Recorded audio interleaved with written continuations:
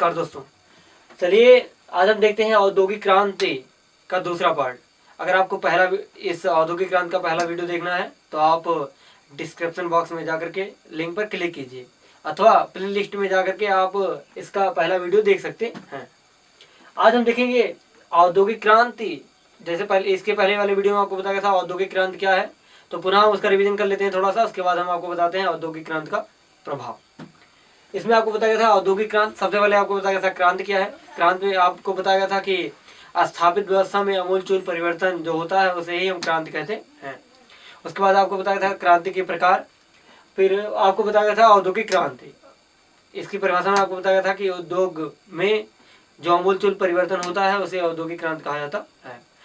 इसका विकास जो होता है सर्वप्रथम इंग्लैंड में माना जाता है।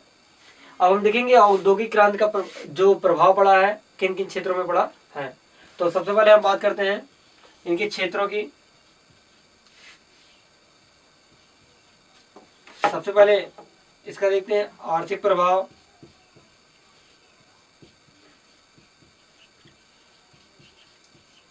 इसके बाद देखते हैं राजनीतिक प्रभाव तथा सामाजिक। चलिए सबसे पहले हम आर्थिक प्रभाव की बात करते हैं।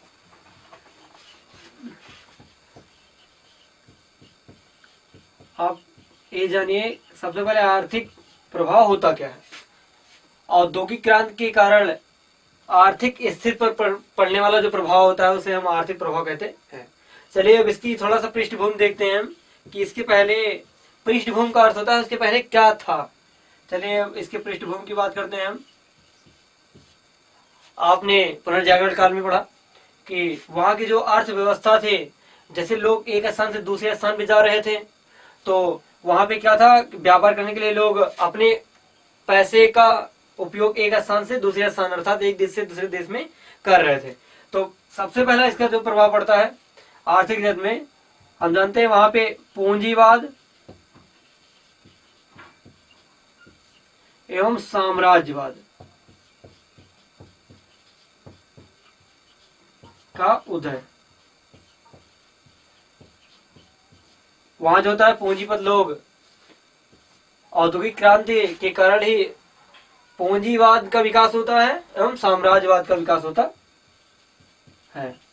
उसके बाद दूसरा देखते हैं, जब ये लोग एक स्थान से दूसरे स्थान में जाते हैं तो वहां फैक्ट्री कारखानों का विकास होता है। तो कारखानों का विकास, फिर हम देखते हैं जब कारखानों का विकास होता है तो इसमें क्या होता है, ढेरों मजदूर वर्ग जो होता है, जो मध्यम वर्ग होता है, वे कारखाने में जाते हैं कार्य को करने के लिए। तो यातायात का विकास,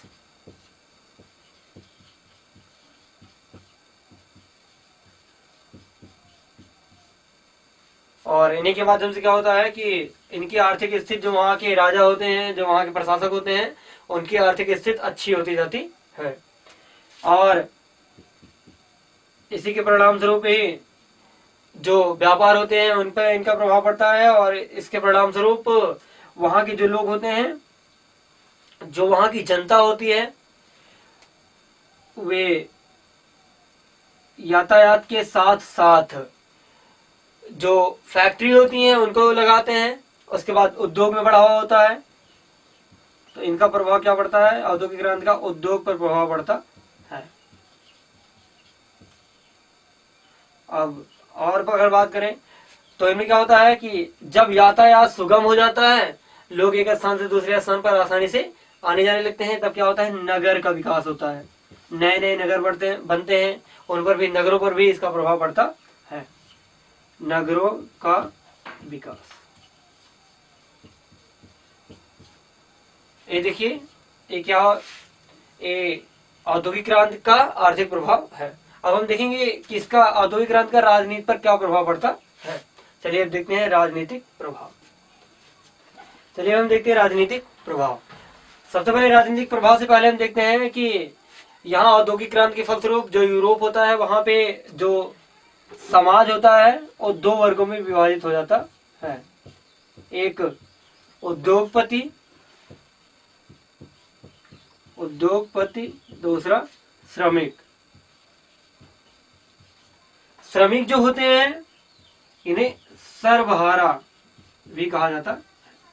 जो श्रमिक होते, उद्योगपतियों को जो इनका प्रभाव, जो इसके पहले आप पढ़े आर्थिक प्रभाव, इसमें क्या होता है कि ये धीरे धीरे करके टैक्स जो होता है, जो कर व्यवस्था होती है, वो मजदूरों से सर्वाधिक वसूलने लगते हैं। और इनके जो डिपेंडिंग पॉइंट होता है, वे श्रमिक इन पर डिपेंड होने लगते हैं। ये परस्पर इन्हीं के, जो उद्योगपति होते हैं, श्रमिक इन्हीं के अनुसार कार्य करने लगते हैं। तो जो राजनीति, ये धीरे उद्योगपति धीरे धीरे श्रमिक के स्तर से ऊपर जाते हैं, और इनके स्तर से ऊपर जाने के बाद ये जो संसद होता है, संसद, अब पहले आप जान लीजिए संसद क्या है। संसद जो विधि को बनाता है। अब कोई आपसे पूछता है जैसे संसद क्या है, तो आप बता सकते हैं जिसके द्वारा कानून बनाया जाता है, कानून का निर्माण किया जाता है, संसद कहलाता है। तो जो उद्योगपति होते हैं श्रमिकों के ऊपर स्तर पे हो जाते हैं, और धीरे धीरे करके क्या करते हैं, संसद में अपना स्थान प्राप्त करने लगते हैं। और ये क्या होते हैं, ये धीरे धीरे करके एक राजा की बात, राजा के सहयोगी के रूप में कार्य करने लगते हैं। और जितना भी जो कर व्यवस्था होती है, जो अन्य व्यवस्था होती है, उसको अपने आप में संग्रहित करने लगते हैं, जिससे प्रताड़ित होकर के श्रमिक वर्ग क्या करता है, जो उद्योगपति होते हैं उनके विरोध में कार्य करने लगता है।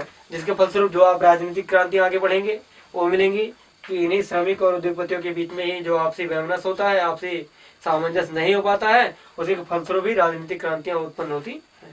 तो इनके प्रभाव की बात करते हैं, तो सबसे पहले आप प्रभाव में देखिए कि उद्योगपतियों का संसद तक पहुंचना। अब दूसरा आप देखिए कि क्या होता है, श्रमिक उद्योगपतियों द्वारा प्रताड़ित किए जाते हैं। तो जब ये इनके खिलाफ कार्य करने लगते हैं, तो इनके लिए एक संगठन, इनके द्वारा एक संगठन बनाया जाता है, जिसे श्रमिक संगठन कहा जाता है। तो दूसरा जो प्रभाव पड़ता है, श्रमिक संगठन की उत्पत्ति, श्रमिक संगठन की उत्पत्ति।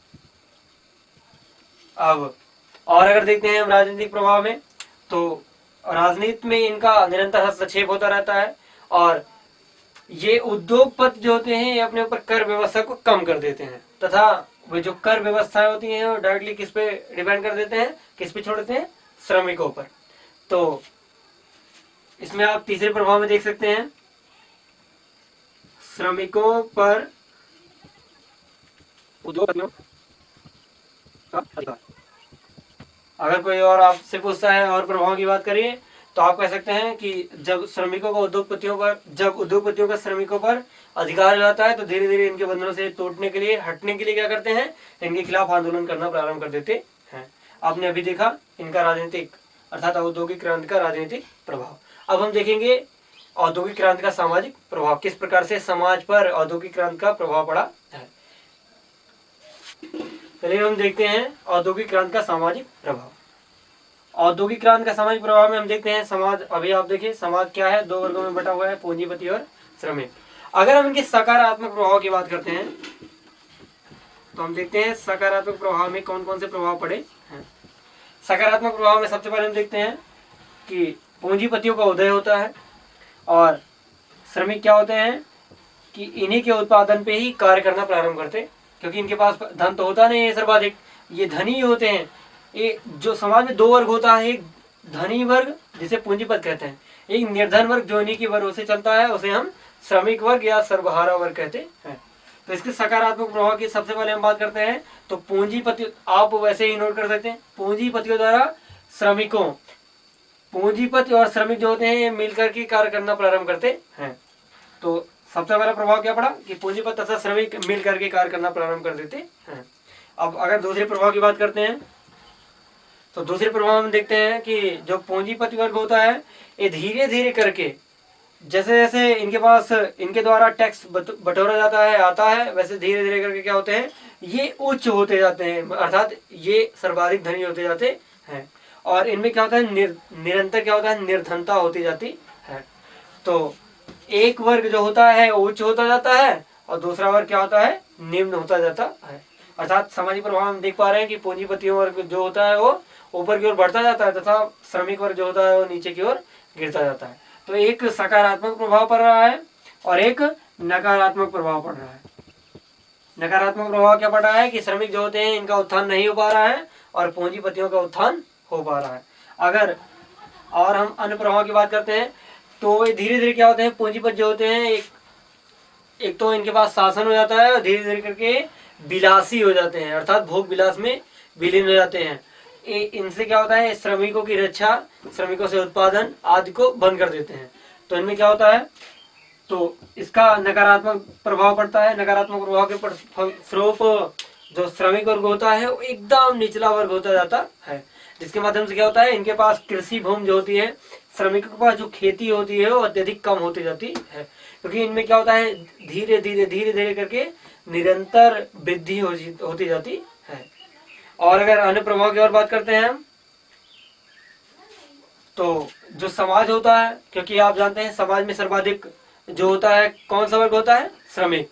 आप अभी भी देख पा रहे हैं कि समाज में सर्वाधिक कौन होता है, श्रमिक होते हैं। पूंजीपति जो होते हैं ये क्या होते हैं, बहुत ही कम मात्रा में होते हैं।